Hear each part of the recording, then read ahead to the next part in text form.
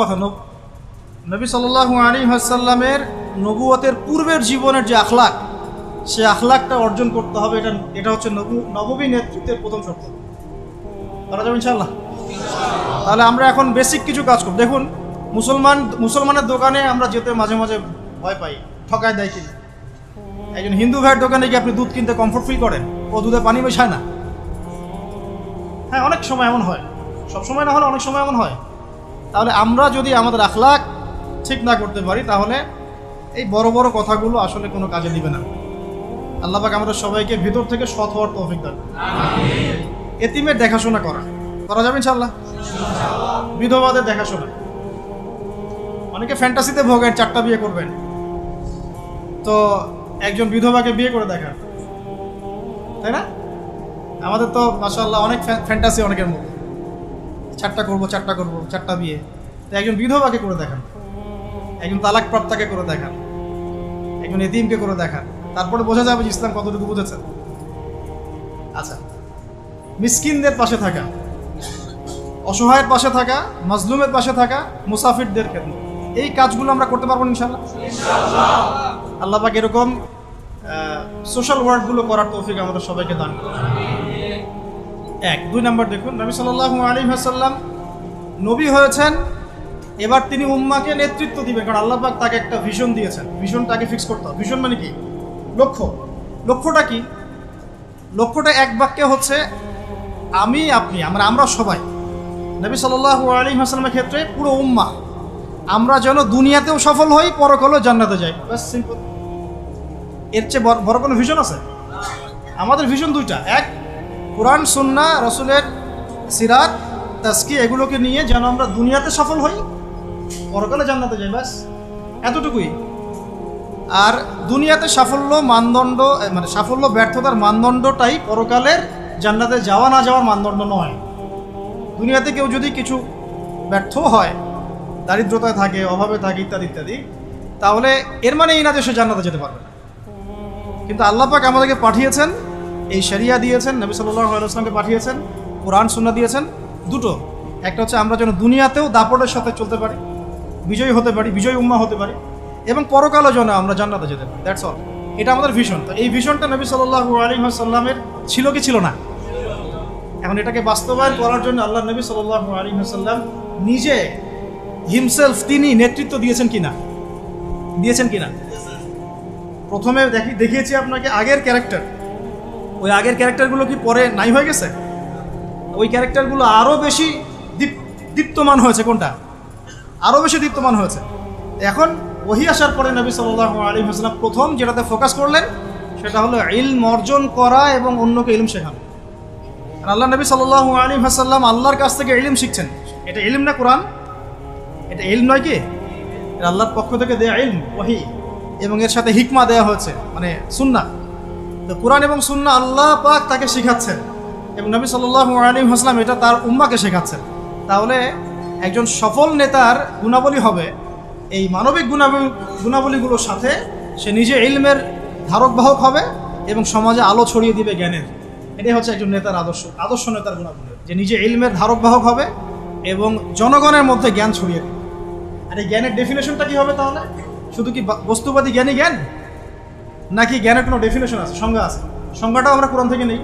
সংজ্ঞাটা আল্লাহ কোরআনে দিয়েছেন সূরা কাহফের মধ্যে, ওয়াকুলিল হাক্কু মির রাব্বিকুম ফামান শাআ ফালইউমিন ওয়া মান শাআ ফালইয়াকফুর। এই হক বা সত্যটা তোমার রবের পক্ষ থেকে আসে। সূরা বাকারা আছে, ওয়াকুলিল হাক্কু মির রাব্বিকুম ফালা তাকুনান্না মিনাল মুমতারিন। হক আল্লাহর পক্ষ থেকে আসে, তুমি সন্দেহবাদীদের অন্তর্ভুক্ত হও না। মানে হক, এই জ্ঞান, এই কোরআন যেটাই আপনি বলেন, এটা আল্লাহর পক্ষ থেকে আসে। তার মানে যেটা আল্লাহ পর্যন্ত আমাদেরকে পৌঁছায় সেটাই জ্ঞান। তাহলে জ্ঞান কোনটা? যেটা আমাকে আল্লাহ চিনাবে, আল্লাহ পর্যন্ত পৌঁছাবে। ইকরা বিসমি রাব্বিকাল্লাযী খালাক, এর মানে কি? পড়ুন আপনার রবের নামে যিনি আপনাকে সৃষ্টি করেছেন। মানে যে জ্ঞান আপনাকে আপনার স্রষ্টা পর্যন্ত পৌঁছায়, এটাই জ্ঞান। আর যেটা আমাদেরকে ওখান থেকে দূরে সরায় দেয়, সেটা কি জ্ঞান? এখন মূল জ্ঞান তাহলে কি? কোরআন এবং সুন্নাহ। এটা আল্লাহ পাকের ওহীটাই মূল জ্ঞান। এর সাথে প্রাসঙ্গিক উপকারী যে কোনো ইলম চর্চা করা যাবে, হোক সেটা মেডিকেল সায়েন্স, ইঞ্জিনিয়ারিং, দর্শন, রসায়ন, পদার্থ, সাহিত্য, সবই চর্চা করা যাবে, যতক্ষণ না সেটা কোরআন সুন্নাহর যে মূল ধারা, মূল নীতি, এর সাথে সাংঘর্ষিক। আমার কথা কি বুঝতে একটু কষ্ট করা হচ্ছে? যতক্ষণ পর্যন্ত কোরআন এবং সুন্নাহর মূল ধারার সাথে, মূল নীতির সাথে এই জ্ঞানগুলো কন্ট্রাডিক্টরি না হবে, ততক্ষণ পর্যন্ত এটা চর্চা করা যাবে। এখন আমরা নেশন ওয়াইজ দেখেন যে আমরা কি আসলে কোরআন এবং সুন্নাহর জ্ঞানটা প্রমোট করছি না অন্য বস্তুবাদী জ্ঞানটা প্রমোট করছি। আর নবী সাল্লাল্লাহু আলাইহি ওয়াসাল্লাম কি করেছেন? তিনি কি বস্তুবাদী জ্ঞানটাকে প্রমোট করেছেন বেশি, নাকি কোরআন সুন্নাহর জ্ঞানটাকে বেশি প্রমোট করেছেন? তাহলে একজন সফল নেতার, সফল নেতৃত্বের প্রথম কাজ নিজে জ্ঞানের ধারক বাহক হওয়া এবং জনসাধারণ অনুসারীদের মধ্যে জ্ঞানের বিপ্লব ছড়িয়ে দেওয়া। ঠিক আছে ভাই, দুইটা পয়েন্ট পেলাম আমরা। এখন আপনি খেয়াল করে দেখেন, নবী সাল্লাল্লাহু আলাইহি ওয়াসাল্লাম নিজে তো এই পুরো মহাবিশ্বের মানে আল্লাহ রাব্বুল আলামিনের বান্দাদের মধ্যে সবচেয়ে জ্ঞানী মানুষ, এবং তার অনুসারীদেরকে আপনি দেখেন একজন অনুসারী খুঁজে পাবেন না যিনি অজ্ঞ আছে নাই, বরং তারা শতাব্দীর পর শতাব্দী তাদের আলোর দুটি ছড়িয়ে আমাদের পর্যন্ত জ্ঞানটা পৌঁছে দিলেন। এই জ্ঞান কি মরে গেছে না এখনো জীবিত? এই হলো জ্ঞান। তাহলে আমরা যদি সফল নেতা হতে চাই, সফল নেতৃত্বের দাবি করি, তাহলে অবশ্যই আমাদেরকে জ্ঞানতাত্ত্বিক বিপ্লব সংঘটিত করতে হবে। এটার জন্য শুধুমাত্র বস্তুবাদী জ্ঞান যথেষ্ট নয়। যতক্ষণ না আমরা জেনারেল শিক্ষা, ইসলামিক শিক্ষাকে একত্রিত করে একটা নতুন কিছু করছি, ততক্ষণ পর্যন্ত এই জাতির, এই আমরা যারা স্বপ্ন দেখি যুবক যুবতী সোনামণিদেরকে নিয়ে, এটা বাস্তবায়িত হবে না। এটা বাস্তবায়িত হবে না। আমরা একটা জিনিস লক্ষ্য করছি, দেখুন, এটাও একটা নেগেটিভ বিষয়। এটাও ইগোতে নিয়েন না, ভাবতে হবে বিষয়গুলো নিয়ে। ইগোতে নিয়ে নেওয়া যাবে না, কথা শুনলেই ভাবতে হবে। আমরা অনেকেই সমাজটাকে বিভক্ত করে ফেলছি, এবং এই বিভক্তটা করছি আমরা কিছু দাড়ি টুপিওয়ালা মানুষ। এটা আমি নিজেও ফেস করেছি।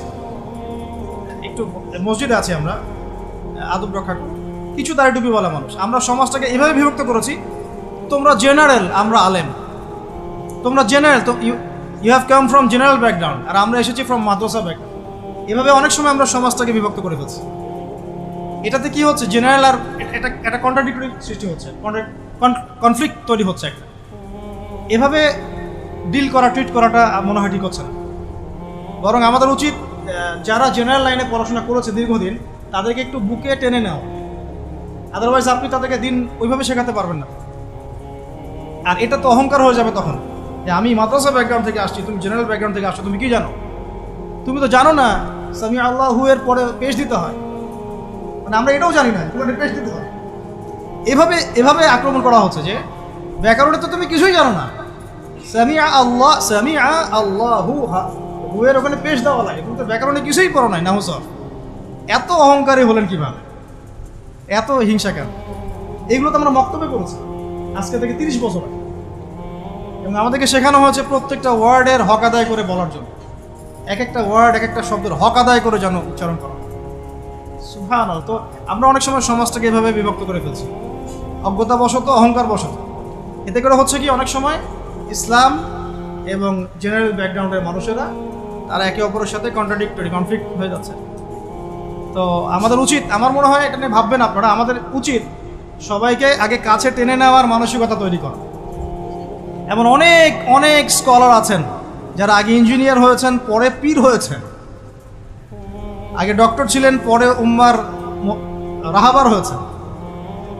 আগে একটা প্রফেশনে ছিলেন, পরে মাশাআল্লাহ উম্মার দায়ী হয়েছেন। এমন অনেক মানুষ আপনি পাবেন। এমন অনেক খেদমত তাদের আছে যেটাকে এভাবে হেলায় ফেলে দেওয়া যাবে না। উম্মার জন্য অনেক বড় বড় খেদমত এমন কিছু মানুষও করেছেন যারা মাদ্রাসায় পড়েননি কখনো। আর এখন আমরা যদি তাদেরকে তাড়িয়ে দেই, তাহলে তারা তো আমাদের কাছে আসতে চাবে না। আল্লাহ পাক আমাদের সবাইকে নববী আখলাক অর্জন করার তৌফিক দান। কথাগুলো এই কথা না নিয়ে ভাবতে হবে যে আমরা এখানে 70% জেনারেলদেরকে কীভাবে আলাদা করে দেবো কেন, বরং তাদের মতো থেকে ট্যালেন্টেড মানুষদেরকে নিয়ে কিন্তু আমাকে এই দেশটা করতে হবে। আমরা এই দেশে করেই চিন্তা করি, যদি আমি কারো খেদমত ছোট করছি না, আমরা একটা কিছু মানুষের সমাজে কিছু মানুষ এই ভাইবটা ছড়ানোর চেষ্টা করছে। আপনারা এই ভাইবের মধ্যে পা দিবেন না। ওলামায়ে কেরামদেরকে তাদের জায়গায় শ্রদ্ধার পাত্র হিসেবে রাখবেন, নিজেরা তাদের সহবতে গিয়ে দিন শিখবেন, এবং একটা হৃদ্যতাপূর্ণ সম্পর্ক রাখার চেষ্টা করবেন, যাতে একে অপরের সাথে কোনো রকম কনফ্লিক্টে না যায়। আল্লাহ পাক আমাদেরকে বোঝার তৌফিক দান করুন, আমিন। মানবিক গুণাবলীর সাথে দুই বলেছি, ইলম ধারণ করা এবং মানুষকে শেখান। আল্লাহ পাক আমাদের সবাইকে ইলম শেখার তৌফিক দান করুন। লাস্ট টাইম প্রশ্ন করি, ইলম মানে কোন ইলম ভাই? শুধু কি বস্তুবাদী জ্ঞান, বা শুধু কি কোরআন সুন্নাহ? কোরআন এবং সুন্নাহ অবশ্যই মৌলিক শেকড়। এর পাশাপাশি আপনি উপকারী জ্ঞানও শিখতে পারবেন। এই জ্ঞানের প্রচার প্রসার যখন ব্যাপক হবে, নেতা কেন, আমরা আলোচনা শুরু করি নবী সাল্লাল্লাহু আলাইহি ওয়াসাল্লাম নবী হওয়ার পর থেকে। আদতে নেতৃত্বের গুণাবলীর পয়েন্টটা যদি নিয়ে আসতে হয়, আমাদেরকে এখান থেকে আলোচনা শুরু করতে হবে। নবী সাল্লাল্লাহু আলাইহি ওয়াসাল্লাম নবুয়ত পাওয়ার আগে কেমন মানুষ ছিলেন। একটা হাদিস থেকে আমরা এটা বুঝতে পারি। সহিহ বুখারীর প্রথম খণ্ডের ওহী অধ্যায়ের মধ্যে আছে, এবং খাদিজা রাদিয়াল্লাহু আনহা এখানে অনেকগুলো কথা বলেছেন। হাদিসটা অনেক লম্বা, আপনারা বাসায় গিয়ে একটু দেখে নিন। আমি খুব শর্ট করে মূল জায়গাটা বলছি। আল্লাহ নবী সাল্লাল্লাহু আলাইহি ওয়াসাল্লাম যখন ওহী প্রাপ্ত হলেন, আপনারা জানেন উনি ভয় পেয়েছিলেন। জিবরাইল আলাইহিস সালাম এসে তাকে বলেছিলেন, ইকরা, আপনি পড়ুন। তিনি বলেছেন, মা আনা বিকারি, আমি তো পড়তে জানি না। তখন বলা হচ্ছে পড়ুন, আবার বলছেন আমি তো পড়তে জানি না। চেপে ধরা হচ্ছে, ছেড়ে দেওয়া হচ্ছে, চেপে ধরা হচ্ছে, ছেড়ে দেওয়া হচ্ছে, 3 বার চেপে ধরা হয়েছে। একটু চিন্তা করতে পারি কিনা আমরা, যদি কোনো জিনও এসে আমাকে চেপে ধরো তাহলে কি অবস্থা হবে? জিন তো খুব বেশি শক্তিশালী না। আউযু বিল্লাহি মিনাশ শাইতানির রাজিম পড়লেই চলে যাবে, অথবা আউযু বিকালিমাতিল্লাহি তাম্মাতি মিন শাররি মা খালাক পড়লে চলে যাবে, অথবা বিসমিল্লাহিল্লাযী লা ইয়াদুররু মা ইসমিহি শাইউন ফিল আরদ ওয়ালা ফিস সামা ওয়া হুয়াস সামিউল আলিম পড়লে ইনশাআল্লাহ চলে যাবে। এখন ফেরেশতা চেপে ধরলেন, তাহলে তো ব্যাপারটা অনেক কঠিন, অনেক বার্ডেন তার মাথায় তখন ছিল, বুকের মধ্যে ভার। এই অবস্থায় তিনি যখন বাসায় এসেছেন, খাদিজা রাদিয়াল্লাহু আনহাকে তিনি একটা কথা বলেছেন, খাশিত ওয়াকাদ খাশিতু আলা নাফসি, আমি আমার নিজের নফসের উপরে ভয় পাচ্ছি। আপনারা পড়ে দেখেন, সহিহ বুখারীতে আছে প্রথম খণ্ডে ওহী অধ্যায়। এই জায়গায় খাদিজা রাদিয়াল্লাহু আনহা 4টা থেকে 5টা বাক্য বলেছেন তার সম্পর্কে। 1, আপনি এতিমের দেখাশোনা করেন। 1, আপনি বিধবাদের খোঁজ খবর নেন। আপনি মুসাফিরদের খাবার দেন। হ্যাঁ, আপনি অসহায়ের পাশে দাঁড়ান। আল্লাহ রাব্বুল আলামিন আপনাকে ধ্বংস করবেন না ইনশাআল্লাহ। তিনি কিন্তু নবী এই মাত্র হলেন, আর এই কথাগুলো নবুয়তের আগের চারিত্রিক বৈশিষ্ট্য ব্যাখ্যা করছে। নবী সাল্লাল্লাহু আলাইহি ওয়াসাল্লামের বয়স তখন 40, বিয়ে হয়েছে 25-এ। 25 থেকে 40 কত হলো? 15 বছর। এই 15 বছরে খাদিজা রাদিয়াল্লাহু আনহা দেখেছেন নবী সাল্লাল্লাহু আলাইহি ওয়াসাল্লাম মিসকিনদের পাশে থাকেন, তিনি এতিমের দেখাশোনা করেন, তিনি বিধবাদের খোঁজখবর নেন, মুসাফিরদের অন্নদান করেন, মিসকিনদের পাশে থাকেন। মানে তিনি কারো প্রতি জুলুম করেন না, তিনি খুবই মানবিক একজন মানুষ, এবং তার চারিত্রিক বৈশিষ্ট্য অনন্য সুন্দর। ইনশাআল্লাহ আল্লাহ আপনার কোনো ক্ষতি করবেন না, এটা তার স্ত্রী তাকে বুস্ট আপ করলেন পিছন থেকে। এখন নবুয়তের আগের এই গুণাবলীগুলো কি আমরা অর্জন করতে পেরেছি? নবুয়তের আগের এই চারিত্রিক গুণাবলীগুলোই কি আমাদের নেতৃবৃন্দের মধ্যে আছে কিনা? নেতৃবৃন্দ বলতে আমরা সবাই বোঝাচ্ছি মনে করেন, আমাদের মধ্যে আছে কিনা? আমরা সবাই কোনো না কোনো জায়গায় দায়িত্বশীল, বাড়ির বা মসজিদের বা ব্যাংকের বা অর্থনীতির বা রাজনীতির। এখন এই যে এতিমের দেখাশোনা করা, বিধবাদের পাশে থাকা, মিসকিনদের খোঁজখবর নেওয়া, মুসাফিরদের অন্ন দেওয়া এবং দুর্বলদের সাহায্য করা, এটা আমাদের মধ্যে আছে কিনা? নবী তিনি এখনো হন নেই, কেবল হলেন। নবুয়তের আগের গুণাবলী নবীজি বলছেন, ইন্নামা বুইসতু লিউতাম্মিমা মাকারিমাল আখলাক, আমি উত্তম চরিত্রকে পূর্ণতা দেওয়ার জন্যই প্রেরিত হয়েছে। বাস্তবতা দেখেন, নবী হওয়ার আগে আমাদের নবী সাল্লাল্লাহু আলাইহি ওয়াসাল্লামের যে চারিত্রিক বৈশিষ্ট্যগুলো ছিল, আমরা হতভাগা উম্মাহ, আমরা এখনও মুসলমান হয়েও, মুসলমান ঘরে জন্ম নিয়েও, কোরআন হাতে পেয়েও, হাদিস হাতে পেয়েও সেই গুণাবলী অর্জন করে। অগণিত মুসলমান জিনা করে, অগণিত মুসলমান সুদ খায়, অগণিত মুসলমান ঘুষ খায়, অগণিত নেতৃবৃন্দ দুর্নীতি করেন। সবার কথাই বলছি, আমরাও দুর্নীতি করি। যেমন আমরা যে লেকচার দিতে বসেছি, আমি যদি আমার হক আদায় না করি, এটাও আমার ইলমের উপর দুর্নীতি হবে কি না? কারণ আমাকে যদি কোনো প্রশ্ন করেন যে প্যালেস্টাইন এখন যে ইস্যু চলছে, এটার কি জবাব হবে, আর আমি যদি আমার স্বার্থ চিন্তা করে পাশ কাটিয়ে ডানে বামে অ্যান্সার দিই, দুর্নীতি করলাম ইলমের সাথে। তো দেখুন নবী সাল্লাল্লাহু আলাইহি ওয়াসাল্লাম এই গুণাবলীগুলো আছে কিনা? আমরা সুদ খাচ্ছি, আমরা জিনা করছি। আপনি 5% মানুষ খুঁজে পাবেন না এখন যারা সুদ খায় না। কোনো না কোনোভাবে আমরা রিবার সাথে জড়িত। আর যারা ইকোনমিক্স নিয়ে পড়াশোনা করেন, ওই আলেমদেরকে জিজ্ঞাসা করবেন। যারা ইকোনমিক্স নিয়ে পড়াশোনা করেছেন এমন আলেমকে জিজ্ঞাসা করবেন, পেপার মানি, ইলেকট্রনিক মানির মধ্যে রিবা আছে কি নাই। যাদের মধ্যে এই জ্ঞান নেই, ওদেরকে জিজ্ঞাসা করে লাভ নাই। তারা বলবে খারেজি, কি বলবে? তারা বলবে খারেজি হয়ে গেছে। সুবহানাল্লাহ। যাই, আমরা দোয়া করি আল্লাহ পাক তাদেরকে তাসকিয়া দান করে। হয়তোবা বোঝে না অথবা দুনিয়ার স্বার্থে কথা বলে। এখন আমরা জেনা করছি, উঠতে বসতে চলতে ফিরতে, বাসে, অটোতে, উবারে, এইখানে সবখানে। আমি বলেছি আমার আশঙ্কা, আমি ঢাকা শহরেরই বাসিন্দা, এখন তাকদীর আমাকে এখানেই মিলাই দিছে কিভাবে জানি।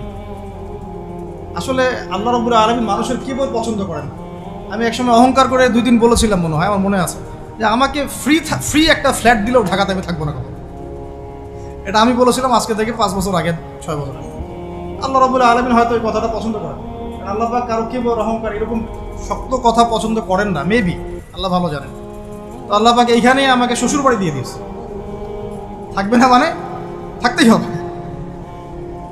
আর আলহামদুলিল্লাহ এখানে এসে দেখলাম যে মাশাআল্লাহ বাংলাদেশের অনেক বরেণ্য ওলামায়ে কেরাম এই শহরকে কেন্দ্র করে কাজ করেন। তাদের সোহবত যদি না থাকতো আমি শহরে থাকতাম না, তাদের সোহবত যদি না থাকতো এই শহরে হয়তো আমি থাকতাম না। তবে তারা এই শহরের যান্ত্রিক জীবন থেকে দূরে থাকেন, কারণ এই যান্ত্রিক জীবনে আপনি আল্লাহর নূর মারেফত বুঝতে পারবেন না। তারা যদি এইরকম বিজি লাইফ লিড করতেন তাহলে আমরা এরকম কিতাবগুলো পেতাম না।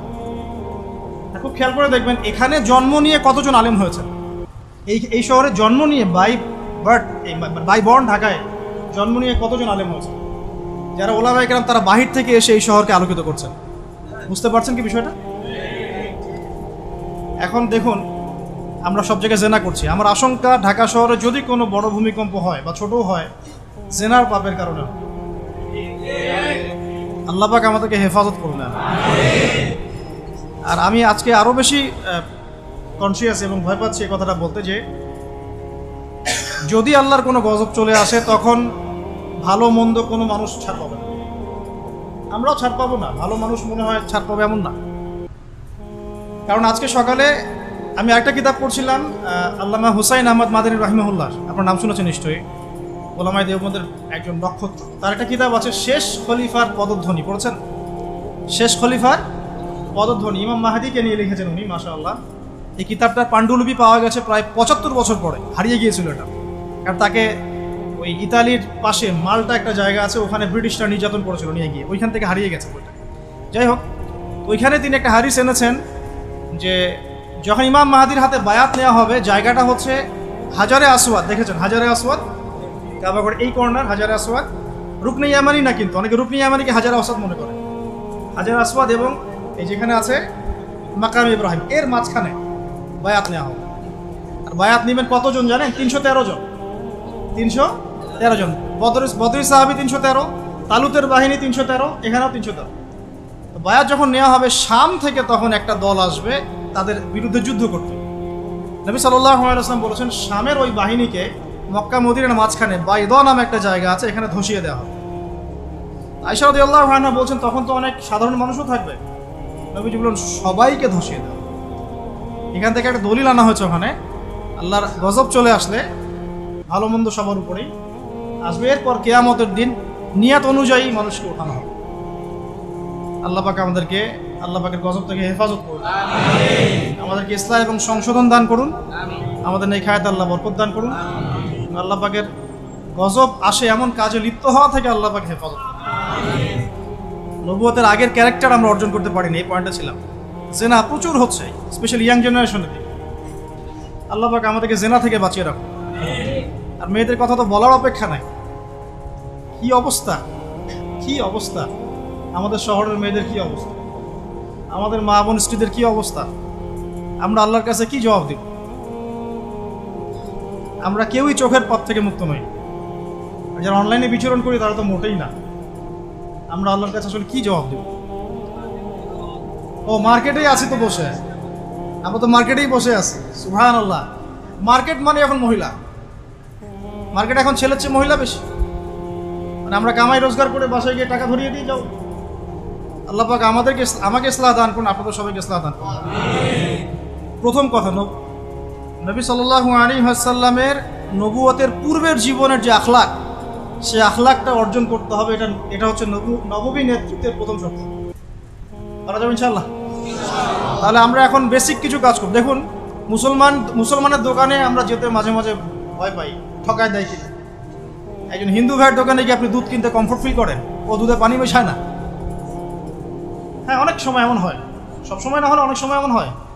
তাহলে আমরা যদি আমাদের আখলাক ঠিক না করতে পারি, তাহলে এই বড় বড় কথাগুলো আসলে কোনো কাজে দিবে না। কারণ আজকে আমাকে টপিক দেওয়া হয়েছে নবী সাল্লাল্লাহু আলাইহি ওয়াসাল্লামের নেতৃত্বের গুণাবলী। তো এই টপিকটা এতই ক্রিটিক্যাল, ওনারা আমাকে বলেছেন 10টা থেকে 11টা পয়েন্টস আপনি বলেন। তো আমি শুধু গাড়িতে লিখতে লিখতে আসছিলাম, তো দেখলাম যে 18 থেকে 20টা হয়ে গেছে। এটা নিয়ে লিখতে থাকলে 50টার কম হবে না। নেতৃত্বের গুণাবলী, নবী সাল্লাল্লাহু আলাইহি ওয়াসাল্লাম কীভাবে তার নেশনকে লিড দিয়েছেন।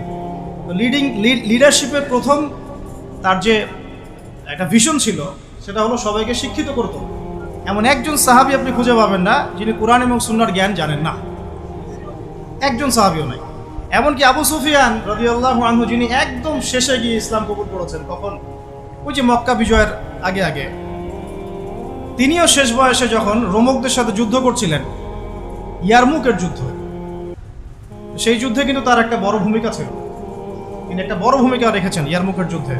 মানে এক পর্যায়ে মুসলিমরা জিতে যাচ্ছিল, কিন্তু রোমকদের পাল্টা আক্রমণে মুসলিমরা ছত্রভঙ্গ হয়ে পড়ে এবং মুসলিমদের রমণীদের যে খেমা আছে, মানে তাবু, এই পর্যন্ত কুফার সৈন্যরা চলে আসছিল। এই সময় আবু সুফিয়ান রাদিয়াল্লাহু আনহু একটা জোরালো ভূমিকা রেখেছে এবং তার সাথে ছিলেন ইকরিমা বিন আবি জেহেল, আবু জেহেলের ছেলে ইকরিমা রাদিয়াল্লাহু আনহু। মানুষের লাইফটা আসলে কেমন, যার বাবা জাহান্নামী, তার ছেলে জান্নাতি। আর ইকরিমা রাদিয়াল্লাহু আনহু বলছেন যে কাতালতু রাসূলুল্লাহি ফি কুল্লি মাওতিন, আমি সারা জীবন রাসূলের এগেইনস্টে যুদ্ধ করেছি, আর আজকে কে আছো আমার সাথে মৃত্যুর বায়াত করতে পারো? কে আছো আমার সাথে মৃত্যুর বায়াত করতে পারো? তারপর তিনি আগ্রাসী আক্রমণ চালিয়ে রোমকদের যে দুর্গগুলো, মানে শেল, ওদের তো যুদ্ধ নীতি খুব উন্নত ছিল, সেগুলো ভেদ করে সামনে চলে যান। এটা টার্নিং পয়েন্ট ছিল ইয়ারমুকের যুদ্ধে। আমি যেটা বলছিলাম, আমাদের টপিক ইয়ারমুকের যুদ্ধ না, যে আবু সুফিয়ান রাদিয়াল্লাহু আনহু শেষ বয়সে ইসলাম কবুল করার পরেও মসজিদে বসে বসে কান্নাকাটি করতেন আর বলতেন যে হাদা কালামু রব্বি, হাদা কালামু রব্বি, এটা আমার রবের কালাম, এটা আমার রবের কালাম। আপনি একজন সাহাবীও খুঁজে পাবেন না যিনি কোরআন এবং সুন্নাহর জ্ঞান থেকে দূরে ছিলেন। কিন্তু আমরা দুর্ভাগ্যজনক, এখন অনেকে ইসলামের জন্য জীবন দিতে চাই, বাট কোরআন পড়তে জানি না। আমার কথা মন খারাপ করুন না, আমরা ইসলামের জন্য জীবন দিতে চাই ঠিক, এই প্রেরণা আমাদের সবার মধ্যে একটু একটু কাজ করে, কম বেশি, কারো আবেগে, কারো বিবেকে। বেশিরভাগ মানুষের আবেগেই করে। তবে নবী সাল্লাল্লাহু আলাইহি ওয়াসাল্লাম আবেগী নবী ছিলেন না, তিনি খুবই ডিপ্লোম্যাটিক পারসন ছিলেন। তিনি বুঝে কাজ করতেন, কি করতে যাচ্ছি, কেন করতে যাচ্ছি। আমরা ওইদিকে আসছি ইনশাআল্লাহ। তো প্রথম পয়েন্টটা টাচ করতে চাই, শিক্ষার মধ্যে কোরআন ঢোকাতে হবে। এখন যারা আমরা শিখতে পারি নাই দীর্ঘদিন, আমরা কি করব? এই 60-70% জেনারেল কমিউনিটির জন্য কোরআন শিক্ষার কার্যক্রম চালু করবো ইনশাআল্লাহ। আপনাদের সার্বিক সহযোগিতা চাই এবং অংশগ্রহণ চাচ্ছি। কিছু কিছু নতুন নতুন কোর্সেস আসছে এখন, এগুলো দিয়ে মোটামুটি 6 মাসের মধ্যে কোরআনের বেসিক নলেজ শেখানো যায়, অ্যারাবিক গ্রামার শেখানো যায়। আমি এগুলো নিয়ে ঘাটাঘাটি করছি আলহামদুলিল্লাহ। এই কোরআনের মধ্যেই আলহামদুলিল্লাহ মাত্র 200 থেকে 250টা মাসদার আছে, ফেল আছে, যেগুলো দিয়ে কোরআনের প্রায় 40,000 শব্দ তৈরি করা যায়। 40,000 শব্দ। আর এই কোরআনুল কারীমে মোট শব্দ আছে 78,000, প্রায় 78,000, এক্স্যাক্টলি 77,800টা, প্রায় 78,000। এই 78,000-এর মধ্যে 40,000 শব্দ আপনি মাত্র 250টা মাসদার থেকে বের করতে পারবেন। এগুলো ওলামায়ে কেরাম বুঝবেন আর কি, আমি জাস্ট টাচ করছি। মানে কোরআন নিয়ে অনেক থিসিস গবেষণা হচ্ছে, অনেক কোর্সেস লঞ্চ করা হচ্ছে। চেষ্টা করবো এগুলোকে বাংলা ভাষা অনুবাদ করে হলেও আপনাদের পর্যন্ত পৌঁছানোর। আল্লাহ পাক তৌফিক দান। আরেকটা খেদমত দরকার, সিরাতের খেদমত। সিরাত প্রত্যেক যুবকের অন্তরে অন্তরে মুখস্থ থাকা চাই। সিরাতের খেদমত শুনেই আমার ভালো লাগছে, যেখানে সিরাতুন নবী সাল্লাল্লাহু আলাইহি ওয়াসাল্লাম কেন্দ্রিক আমরা আলোচনা করছি। সিরাত এত চমৎকার, এত গভীর, এত মানে ইমোশনাল। সিরাত পড়ে যদি কেউ ওমরাহ করে এবং রাসূল সাল্লাল্লাহু আলাইহি ওয়াসাল্লামের রওজা জিয়ারত করে, সে যে আবেগ অনুভূতি আর ফিলিংসটা পাবে, সিরাত না পড়া মানুষ সেটা পাবে না। সিরাত পড়ে যদি আপনি সিরাতের সাথে সংশ্লিষ্ট স্থানগুলো জিয়ারা করেন, তাহলে যে ফিলিংসটা পাবেন সিরাত না পড়ে পাবেন। আর কোরআন এবং সুন্নাহর কোরআনের আয়াতগুলো এবং হাদিসগুলো কোনটা কোন প্রেক্ষাপটে কখন কিভাবে নাজিল হয়েছে এটা বোঝার জন্য সিরাত লাগে। আদারওয়াইজ আমরা কোরআন সুন্নাহ হাতে নিয়েও বিভ্রান্ত হতে পারি। সিরাত একটা উপন্যাস, একজন মহামানবের উপন্যাস, যে উপন্যাসটা তিনি নিজ হাতে লিখেন নাই, লিখেছেন আল্লাহ রাব্বুল আলামিন। সিরাত একটা উপন্যাস, এটা সেই ব্যক্তি লিখেননি যাকে নিয়ে সিরাত, বরং এটা লিখেছেন তার রব আল্লাহ রাব্বুল আলামিন। সিরাতুন নবী সাল্লাল্লাহু আলাইহি ওয়াসাল্লাম। তো সিরাতের অনেক পার্ট আছে, সিরাত এবং দাওয়াত, সিরাতের আলোকে দিন কায়েম, সিরাতের আলোকে সুন্নাহ, সিরাতের আলোকে আসবাবুন নুজুল, অনেক পার্ট হতে পারে। সিরাতের আলোকে গাজওয়া, সিরাতের আলোকে সারিয়া, সিরাতের আলোকে জিহাদ, সিরাতের আলোকে দাওয়াত, অনেক কিছু হতে পারে। তো আমরা চাচ্ছি সিরাতের একটা প্যানেল তৈরি করতে, সিরাত বিশেষজ্ঞ প্যানেল। এখান থেকে অনেক ভালো ভালো অনেক বড় বড় ওলামায়ে কেরাম এবং অনেক ভালো ভালো তালেবে ইলম উঠে আসবেন, যাদেরকে নিয়ে একটা প্যানেল করা যায়, করে সিরাতের ছোট থেকে ছোট, বড় থেকে বড় বিষয়গুলোকে নিয়ে আলাদা আলাদা করে আমরা দার্স রেডি করতে পারি। সিরাতের উপরেই দেখা গেল 50টা দার্স, ঠিক আছে? তো আমার নিয়াত আছে, আপনারা দোয়া করবেন আল্লাহ পাক যেন তৌফিক দান করেন। এবং সিরাত নিয়ে কাজ করতে ইচ্ছুক এমন যুবক ভাই বা যারা তালেবে ইলম আছেন বা যারা এখনো পড়াশোনা করছেন বা ওলামায়ে কেরাম যদি এগিয়ে আসেন, পরামর্শ দেন, আমি খুব উপকৃত হব। আল্লাহ পাক তৌফিক দান করেন। একটা কোরআন, একটা সিরাত, আরেকটা দরকার হলো তাজকিয়া। এটা কি? আমি সুন্নাহ না বলে তাজকিয়া শব্দটা বলেছি এই কারণে, অনেকে আমরা সুন্নাহর উপর আমল করি বাট তাজকিয়া নাই। অনেকে সুন্নাহর উপর আমল করি, দাড়ি রেখেছি, টুপি পরছি, পাগড়ি পরছি, আমরা এমন কোনো সুন্নাহ নাই, আমলে বাদ দিচ্ছি এমন কোনো সুন্নাহ নাই। 2 রাকাত তাহিয়াতুল মসজিদ পড়ছি, তাহিয়াতুল ওযু পড়ছি, বাট তাজকিয়া নাই। তাজকিয়া কি? আত্মশুদ্ধি। তাজকিয়া মানে কি? আত্মশুদ্ধি। আর তাজকিয়া যে আমাদের নাই এটা বোঝার জন্য অনলাইন যথেষ্ট। অনলাইনে ফেসবুকে ঢুকলেই বোঝা যায় আমাদের তাজকিয়ার কি অবস্থা। এখানে অনেক সময় একজন আলেম আরেকজন আলেমকে যে ভাষায় গালি দিচ্ছেন, তাতে আপনারা পরকালে আল্লাহর কাছে কি জবাব দিবেন সেটা চিন্তা করতে হবে।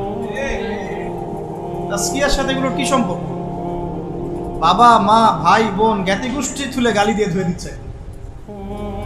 তো যদি ওলামায়ে কেরামদের কেউ এই কাজগুলো করে থাকেন, তাহলে সাধারণ জনগণ কি করবে? কাদেরকে দেখে তারা শিখবে ইসলাম? ইস্যু পাগল হয়ে গেছে আমরা। মন চাইলে একটা কমেন্ট করে দিলাম, মন চাইলেও একটা গালি দিয়ে দিলাম, মন চাইলেও একটা শেয়ার দিয়ে দিলাম। এটার পরিপ্রেক্ষিতে উম্মার মধ্যে যে বিভক্তি বাড়ছে এবং প্র্যাকটিসিং মুসলিমদের সম্পর্কে জেনারেলদের যে একটা বিরূপ ধারণা সৃষ্টি হচ্ছে, আর যারা ইসলামের দিকে আসতে চায় ওরাও আসার আগে আবার চিন্তা করছে 10 বার যে বাবা যাবো কি যাবো। আমাদের চরিত্র পরিশুদ্ধ করতে হলে তাজকিয়া দরকার। তাজকিয়া মানেটা কি? অনেকে এটাকে সুফিইজমের সাথে সম্পৃক্ত করে দেয়। সুফিইজম, তাজকিয়া এগুলো ইসলামের কোনো শত্রু নয়। এটা মানুষকে আধ্যাত্মিকত্ব শেখায়, বরং সুন্নাহর উপর আমল করার একটা প্রেরণা তৈরি করে এবং মনটাকে পরিশুদ্ধ করে। ধরেন আমি সারাদিন অনেক সুন্নাহর উপর আমল করছি, কিন্তু আমার এক ভাইকে আমি হিংসা করি। আর হিংসা এখনকার অনলাইনের জগতে ফরজ।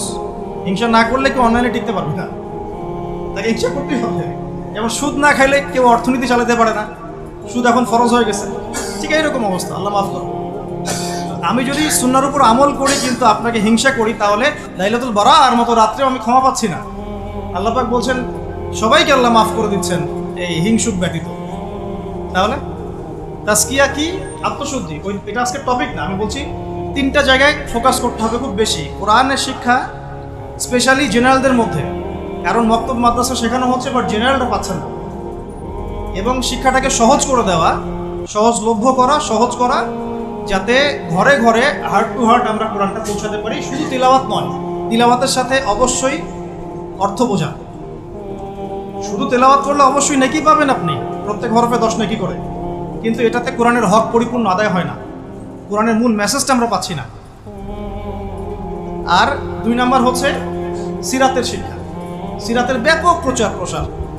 আর 3 নাম্বার তাজকিয়া, সুন্নাহ ভিত্তিক জীবনযাপন এবং তাজকিয়া। তাজকিয়ার জন্য দরকার আত্মশুদ্ধিওয়ালা মানুষের সহবত। আত্মশুদ্ধিওয়ালা মানুষের সহবত, এই মানুষ খুঁজে বের করা একটা চ্যালেঞ্জ। এই মানুষগুলো খুঁজে পেতে হলেও তাকদীরের একটা ভালো ভাগ্য লাগবে। কারণ দিন শেষে বুঝতে পারছি যে কেউ যদি জাহেল থাকে এটাও তাকদিরেই ছিল, কেউ যদি হকপন্থী আলেমের সোহবত পেয়ে যায় এটাও তাকদিরেই ছিল, কিছু করার না, এটা তাকদির। কেউ পাবে কেউ পাবে না, কিন্তু চেষ্টা যে করবে আল্লাহ পাক তাকে মিলাই দিতেও তো পারেন ইনশাআল্লাহ।